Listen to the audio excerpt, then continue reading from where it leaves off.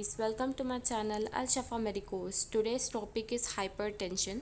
So let's see what is hypertension. Hypertension is a chronic medical condition in which the blood pressure in the arteries is persistently elevated. Hypertension क्या है? एक long standing medical condition है जिसमें जो blood pressure रहता है arteries में वो परसिस्टेंटली चेंज आता है. हाइपरटेंशन में स्पेशली ज़्यादा होता है नॉर्मल रेंज से ज़्यादा. Normal range is 130/90 mmHg. So इससे ज़्यादा रहे तो वो person is having hypertension. BP और blood pressure is defined as lateral pressure of circulating blood against the walls of blood vessels. ये बीपी क्या है? लैटरल प्रेशर है जो सर्कुलेटिंग ब्लड में against the walls of blood vessels. Blood pressure is expressed by two measurements: the systolic contraction of the heart and diastolic relaxation of the heart, which are maximum and minimum pressures respectively in the arterial system. So there are two types of hypertension. First is essential or primary hypertension, where the etiology is obscure, and second is secondary to some recognizable disease. So let's see both one by one. Essential or primary hypertension. It is the name given to the type of hypertension with obscure cause. इसमें primary hypertension और essential hypertension में क्या होता है?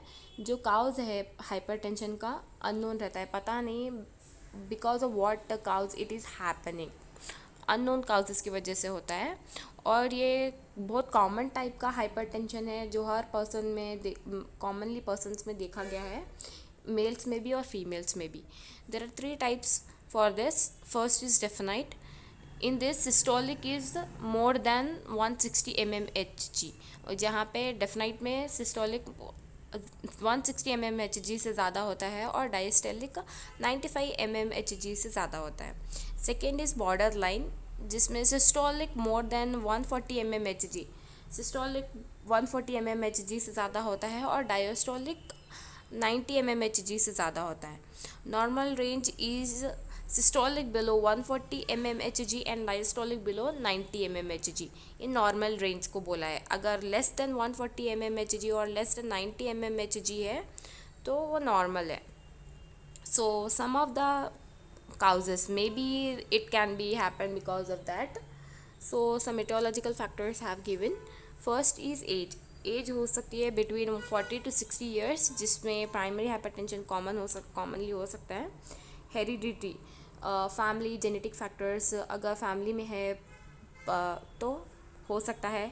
And obesity is usually associated. अगर person obese है बहुत तो पर्सन में हाइपरटेंशन होने के चांसेस ज़्यादा होते हैं. Fourth is smoking. And fifth hyper cholesterolaemia, जिसमें total cholesterol and low density cholesterol levels below 5% of the general population adjusted for age, gender and race. जिसका ये हाइपर कोलेस्ट्रोलेमिया क्या है?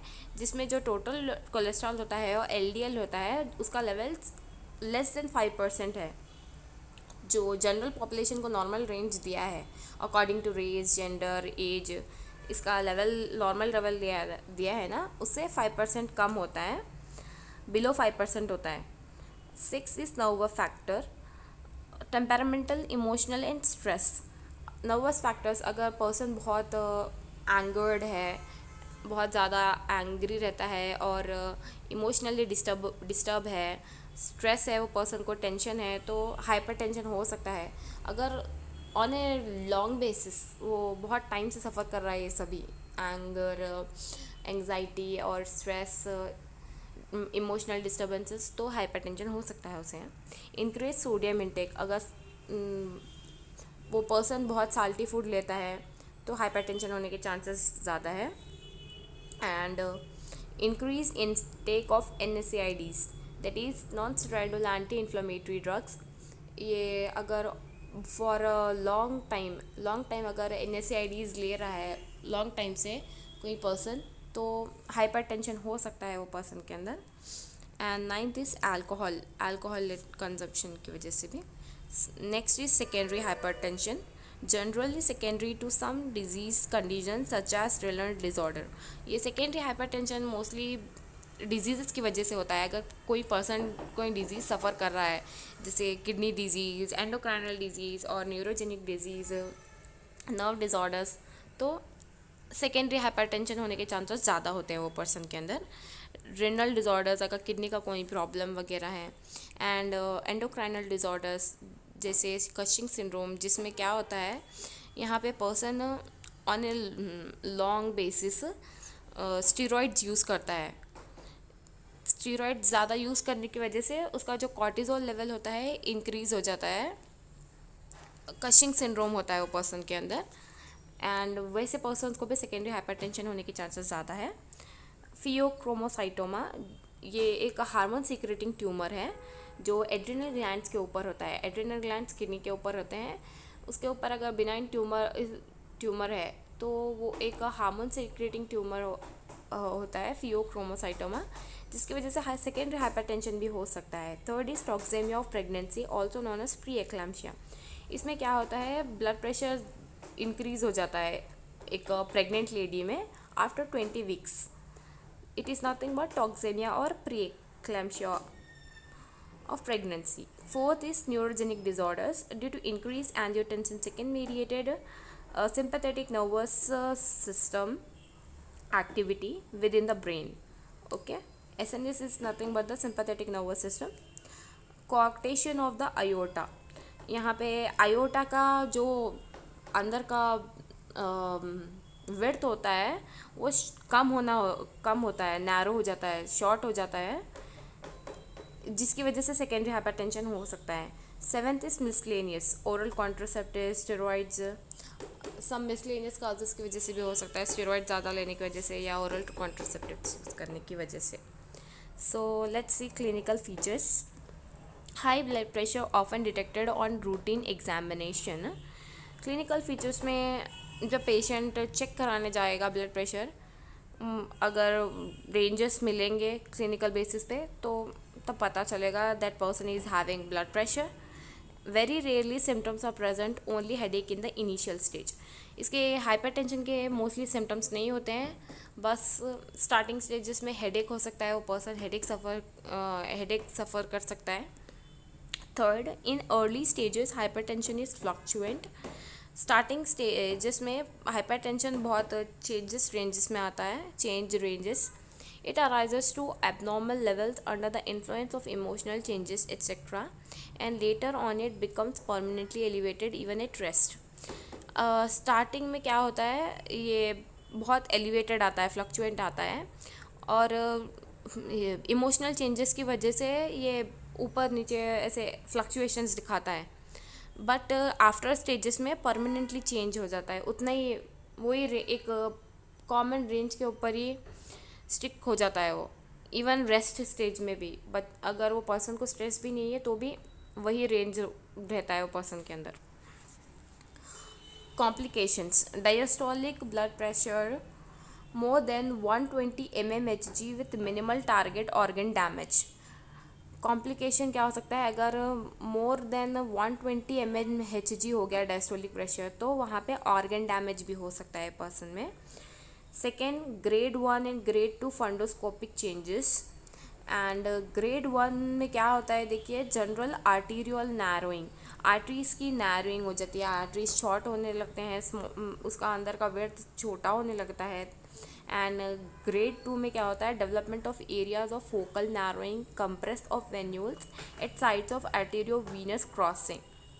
अगर आर्टेरियो वीनस जंक्शंस है जहाँ जहाँ पे एवी नोड्स वगैरह है हार्ट में और बॉडी में, वहाँ पे नैरोइंग होने लगती है उन लोगों की। ये क्या है, ग्रेड 2 कॉम्प्लिकेशन है हाइपरटेंशन का। ग्रेड 3 क्या है, देखिए, development of features similar to diabetic retinopathy, retinal haemorrhage, hard exudates and cotton wool spots. ये ग्रेड 3 में क्या होता है, ऑलमोस्ट सिमिलर फीचर्स हो जाते हैं डायबिटिक रेटिनोपैथी के जैसे, means blurring of the vision, total loss of the vision, और retinal haemorrhage, bleeding from the retina हो सकता है, हार्ड एक्सुडेट्स, बहुत हार्ड एक्सुडेट्स होने लगते हैं, और कॉटन वूल के जैसे स्पॉट्स आने लगते हैं। ग्रेड 4 क्या है, grade 3 plus optic disc swelling. Grade 3 जो ये सभी देखा है अभी, ये retinopathy and retinal haemorrhage and all, उसके साथ क्या होता है, ऑप्टिक डिस्क है जो आई की, उसमें स्वेलिंग होना शुरू हो जाती है। Third complication is pheochromocytoma. Recently I have explained. And fourth is myocardial infarction, that is MI, and eclampsia. इसके इन्वेस्टिगेशंस देखिए। First, history, we have to take the history of that person. अगर heredity है या heredity tendency है person के अंदर, इससे पता चल जाएगा। अगर फैमिली रिनल डिजीजेस है तो पता चलेगा कि प्राइमरी है या सेकेंडरी है।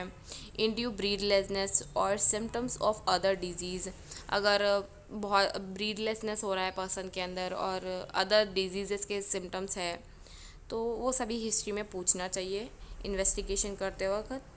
And second, assessment of the BP, blood pressure check करना चाहिए।